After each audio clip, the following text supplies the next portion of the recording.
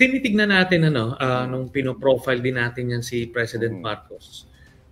The fact remains na yung ganitong approach niya na good vibes sa lahat, walang masamang tinapay, friends to all, enemies to none.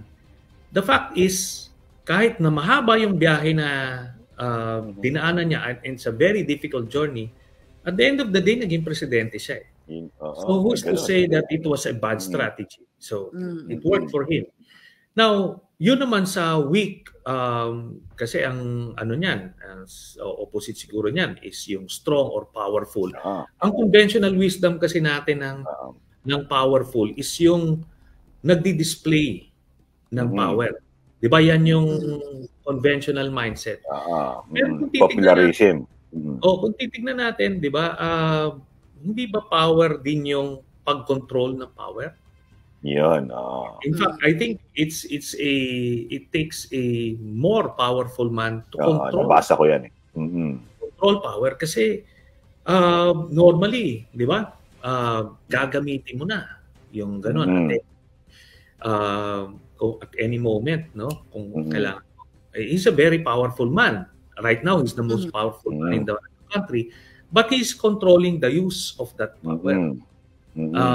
So probably in that sense, you can say that he's even more powerful than those who unleash the power. Kasi nakikita ko rin yan kay President Aquino, no?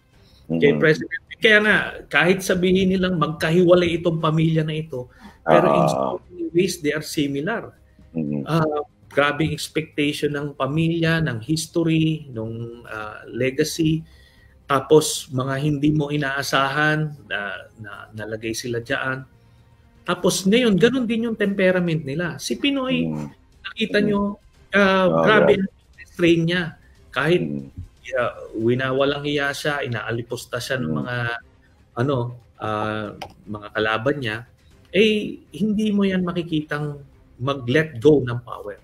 So in that sense, ganun din si President Marcos. Na gano'n. Hindi lang conventional. Kasi galing tayo kay Duterte na ang display ng power at all fronts, intimidation, chilling effect. Ang Avengers ang datingan eh.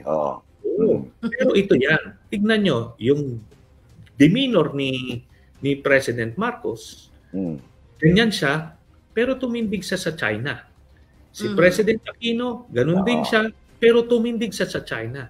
Pero itong pamacho, pasiga-siga na Duterte, nakaluhod sa China. So sino ngayon ang weak sa kanila? Di ba? So yun lang siguro ang magiging lesson na natin dito.